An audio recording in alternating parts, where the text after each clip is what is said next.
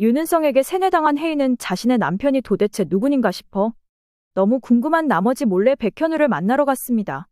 죄수복을 입은 백현우가 등장하고 그의 얼굴을 본 혜인은 순간 멈칫하더니 빨리 뛰는 심장이 진정되지 않아 당황했습니다. 분명 윤은성에게 전해들은 바로는 결혼 생활 동안 바람도 여러 피워서 자신의 눈에 눈물나게 만든 장본인이었고 이혼했음에도 불구하고 돈 때문에 스토킹도 할 뿐 아니라 잔인하게 사람까지 죽인 살인자라면서 나쁜 남자의 표본이라 하는 겁니다. 그런 그의 얼굴이 문득 궁금해진 혜인은 대체 얼마나 험악하게 생긴 사람일까? 무섭게 생긴 사람일까 너무 궁금한 나머지 궁금증을 참지 못하고 그를 만나러 가는데요. 당황스러운 점은 그를 보는 내내 심장이 쿵쿵쿵 세게 뛰어 진정되지 않을 뿐더러 자꾸만 가슴이 미어지듯 아프다는 겁니다. 이 사람이 내 마음의 생채기를 얼마나 냈길래 이럴까 싶은 마음에 다시 한번 마음을 고쳐먹고 그를 다시 쳐다보아도 돌아오는 건 애틋한 현우의 눈빛뿐 더 마음이 간질간질 아파오고 있었죠. 현우는 감옥에 갇힌 내내 오로지 혜인만을 생각하고 있었고 얼른 풀려나 혜인에게 달려가고 싶은 마음뿐이었습니다. 그런데 감옥에 있던 중 면회 신청이 들어왔다는 얘기에 의아해하던 그는 자리에 일어나 면회실에 도착하자마자 멈칫 심장이 쿵 내려앉은 듯 했습니다. 차마 죄수복 입은 모습으로 기억을 잃은 혜인과 자신의 첫 만남을 이런 식으로 마주치고 싶지 않았는데 말이죠. 수술 끝날 때까지 옆에 있어주지 못해 미안한 마음이 크던 현우는 지금까지도 그 죄책감에 잠도 잘 못 잤는데요. 조사받는 내내 몸은 경찰서에 있었지만 마음은 아직 독일, 혜인이 있는 병원에 있었습니다. 그런 현우의 모습이 안쓰럽던 변호사 친구의 안기는 이미 혜인의 수술이 성공적으로 마쳤다는 얘기는 들었으나 역시나 가족조차 기억을 못하는 혜인의 옆에 윤은성이 딱 붙어서는 전 남편에 대한 거짓 험담을 늘어놓고 있다는 걸 알게 됐고 그걸 알게 된 양기는 참다 못해 자신이 나서려고 했지만 자신이 무슨 권한으로 혜인 앞에 나서나 싶어 포기했었죠. 이 소식을 전할까 말까 고민하던 양기는 어차피 나중에 알게 될 바엔 지금 얘기하는 게 나을 것 같은 생각에 현우에게 모두 다 말했고 분노에 치를 떨던 현우는 다시 한번 윤은성을 향해 감옥에서 칼을 갈고 있었습니다. 멀뚱히 자신을 쳐다보는 혜인의 앞으로 한 발자국 두 발자국 걸어가던 현우는 이게 꿈인가 생시인가 싶었지만 한편으로는 기억을 잃은 채 쳐다보는 혜인을 막상 보니 마음이 아파왔습니다. 조심스럽게 떨리는 목소리로 혜인을 부르지만 역시나 자신을 모르는 사람 보듯한 혜인의 눈빛에 다시 한번 심장이 쿵 내려앉은 현우는 조용히 맞은편 의자에 앉습니다. 당신이 백현우? 현우는 조심스레 고개를 끄덕이곤 혜인을 쳐다보았습니다. 이곳저곳 훑어보던 혜인 또한 고개를 끄덕이며 다시 물었는데요. 역시 남자 얼굴 보는 눈은 있었네. 내가. 마치 수술하기 전 혜인을 보는 듯한 느낌의 현우는 순간 울컥했고 혜인이 볼세라 얼른 고개를 돌려 흐르는 눈물을 닦았습니다.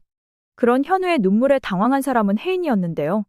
분명 흉악범이라고 했는데 저 사람이 어딜 봐서 흉악범이라는 거야?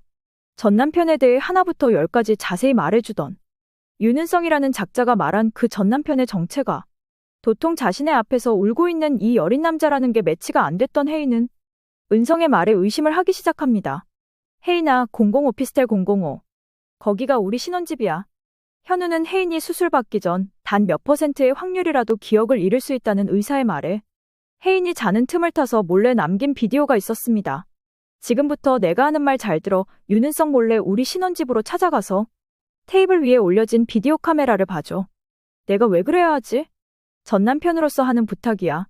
수술 후 깨어나자마자 자신의 옆에 있던 윤은성의 말을 곧이곧대로 믿고 있는 혜인을 이대로 방치해둘 순 없었습니다. 부탁을 거절하려 했으나 현우의 슬픈 눈을 보던 혜인은 어쩔 수 없이 고개를 끄덕이더니 자리에 일어났습니다. 이만 가봐야겠네요. 잘 살아요. 그렇게 혜인이 자리에 일어나 밖으로 나가자 현우는 다시 한번 혜인의 얼굴을 보고 싶은 마음에 맞은편 창문에 손을 올렸으나 이내 힘없이 손을 떨궜습니다. 비디오를 보게 된다면 다시 혜인이가 올 거야. 자신을 부르는 교도관 목소리에 자리에 일어나 감옥으로 다시 들어간 현우는 환하게 햇살이 들이우는 창문을 무심코 바라보다 수술 전 혜인과의 데이트를 생각하며 자신도 모르게 힘없이 웃습니다. 현우를 보고 나면 그냥 궁금증이 풀려 속이 시원해질 줄 알았는데 막상 현우를 보니 더더욱 복잡해진 심경의 기억이 나질 않는 자신을 탓하며 차에 오르던 혜인은 운전기사에게 집으로 가달라고 말하려던 참에 현우가 한 말이 생각이 나서 땡땡 오피스텔에 가달라고 기사에게 말했습니다. 그렇게 오피스텔 앞에 도착한 혜인은 들어가길 잠시 주저하다가 마음을 고쳐먹고 엘리베이터 버튼을 눌렀는데요. 그때 마침 시끄러운 아주머니의 목소리가 들려 소리가 나는 쪽으로 고개를 돌리던 혜인은 아주머니와 눈이 딱 마주쳤습니다. 어머, 그때 그 새댁이네. 마치 자신을 잘 아는 듯한 말투로 반가운 듯 옆으로 다가오더니 말하던 아주머니에게 어색하게 인사하며 느리게 내려오는 엘리베이터를 기다리는데요. 따로 떨어져서 온 걸 본 적이 없는데 오늘은 무슨 일로 떨어져서 왔대? 귀찮은 듯 옆에서 계속 쫑알쫑알 물어보던 아주머니는 어색하게 웃으며 대답하지 않는 혜인을 보며 의아한 듯 보다가 새신랑은 어디 갔냐며 현우를 찾는 듯 보였습니다. 저희가 사이가 좋아 보였나요? 그럼 우리 동네 소문난 인꼬부부지. 당연한 걸 왜 묻냐며 큰 소리로 대답하는 아주머니는 엘리베이터 문이 열리자마자 냉큼 올라탔고 아주머니의 의외의 대답에 멍하니 듣던 혜인은 얼른 타라는 아주머니의 큰 소리에 정신 차리고 올라탔습니다. 뭔가 이상하네. 그 사람이 얘기한 거랑은 완전 반대네. 신혼집에 도착한 혜인은 낯설지 않는 집안 풍경과 함께 그리워하던 향기에 서둘러 신발을 벗고 찬찬히 집을 둘러보았는데요. 칫솔이며 슬리퍼며 베개까지 다 커플 세트로 있었고 자신과 백현우가 다정하게 찍은 사진 또한 탁자 위에 세워져 있었습니다. 그리고 백현우가 얘기한 대로 탁자 위에 올려져 있는 비디오 카메라를 들어 녹화된 영상을 재생하는데요. 안녕, 나는 백현우라고 해. 이어지는 현우 소개의 혜인의 눈에는 금방 눈물이 차올라 흐르기 시작합니다. 왜 이러지? 왜 이렇게 슬픈 거야? 비디오를 다 보고 난 뒤에도 여운이 가시지 않는 듯 그 자리에서 엉엉 울던 혜인은 끊어졌던 영상이 재생되듯 조금씩 잃어버린 기억 속 퍼즐을 맞추기 시작합니다. 한편 계속 연락이 되질 않는 혜인을 애타게 기다리던 은성은 바로 혜인의 운전기사에게 전화를 걸었고 현우의 오피스텔 앞에 있다는 말에 기사에게 버럭 화를 냈습니다. 거길 왜 간 거야? 내가 시킨 대로만 움직이랬잖아. 당장 내 옆으로 데려와. 혹시라도 거길 갔다가 혜인이 기억이 돌아오는 건 아닌지 무서운 마음에 손톱을 잘근잘근 씹던 은성은 결국 마중 나가기로 합니다.